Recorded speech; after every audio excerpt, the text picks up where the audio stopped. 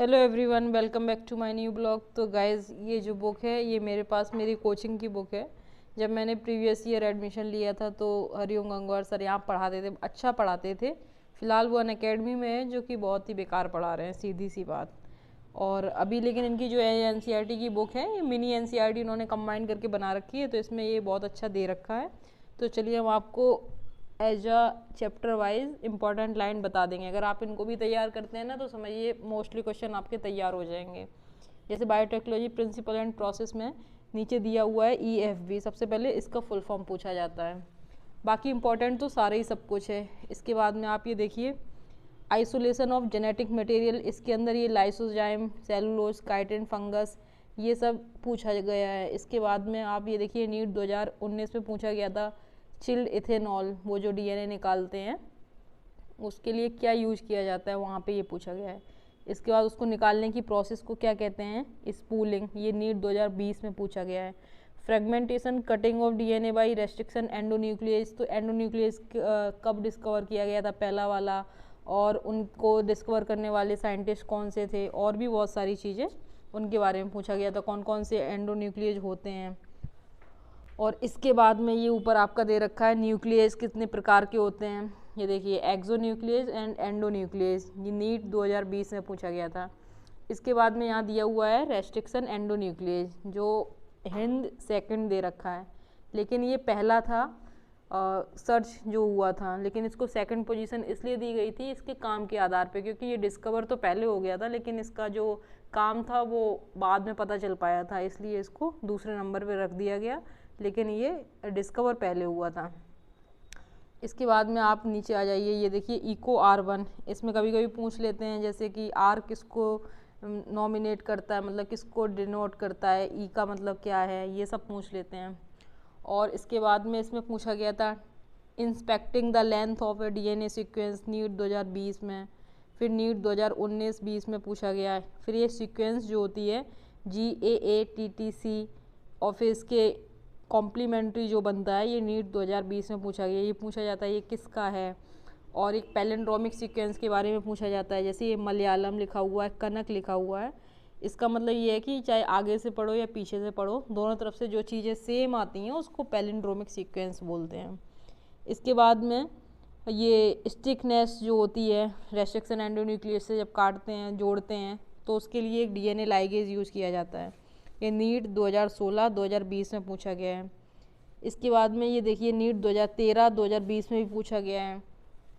एग्रोजेल electrophoresis के बारे में पूछा गया है। Isolation of desired DNA fragment, यानी जो जीन हमको चाहिए होती है उसको निकालने की जो प्रोसेस होती है वो उसमें कौन सी प्रोसेस यूज की जाती है, जैसे कि एग्रोजेल इलेक्ट्रोफोरेसिस यूज किया जाता है।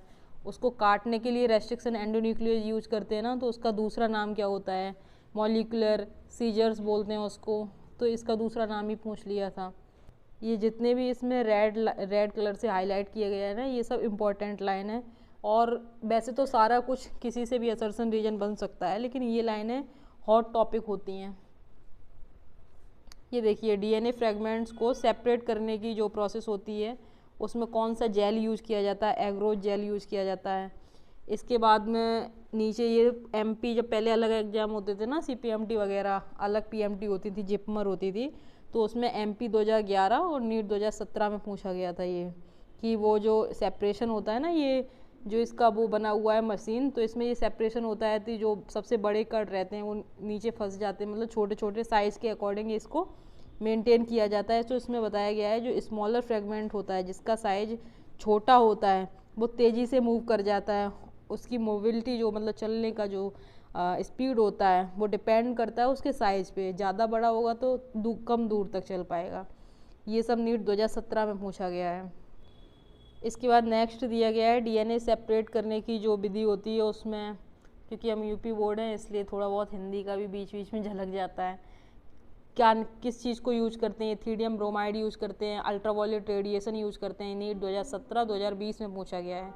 इस प्रोसेस को इल्यूजन कहते हैं, ये भी पूछा गया है। Amplification of gene interact using PCR, जैसे जिस जीन को इस एग्रोजेल प्रोसेस के द्वारा अलग कर लिया जाता है फिर उसकी मल्टीपल कॉपी तैयार की जाती हैं, तो उसके लिए PCR का यूज़ करते हैं, मतलब एक चीज़ से 10 चीज़ बनाना, 100 चीज़ बनाना, तो उसके लिए ये PCR की टेक्निक यूज होती है जो नीट 2020 में पूछा गया है।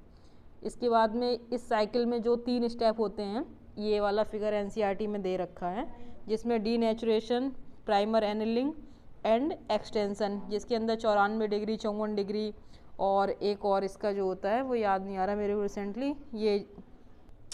तो इसमें वो सब आपको इसका डिग्री पूछा जाता है कि कितने डिग्री पे कौन सी प्रोसेस होती है। कभी कभी इसका सीक्वेंस पूछ लेते हैं कि पहले डीनेचुरेशन होता है, एनिलिंग होता है या एक्सटेंशन होता है। तो इसमें आपको ये सब याद करना पड़ेगा। और इसमें ये सबसे इम्पॉर्टेंट होता है कि जो एनिलिंग वाली प्रोसेस होती है, इसके अंदर ये कौन सा एंजाइम यूज होता है, टैग पॉलीमरेज, जो DNA पॉलीमरेज का ही नाम होता है। ये CBSE में 2012 में पूछा गया था, जब प्री और मेन शायद होते थे तब। ये थर्मस एक्वेटिक नीट 2020 में पूछा गया है। और इसमें एक ये साल्मोनेला टाइफीम्यूरियम जो है ना, नेटिव प्लाज्मिड एंटीबायोटिक रेजिस्टेंस के लिए ये लाइन, मतलब ये वाली जो हेडिंग है, amplification of gene of interest using PCR something something, पूरा इम्पोर्टेंट है। नीट 2020 रिकॉम्बिनेंट DNA वगैरह पूछा गया है।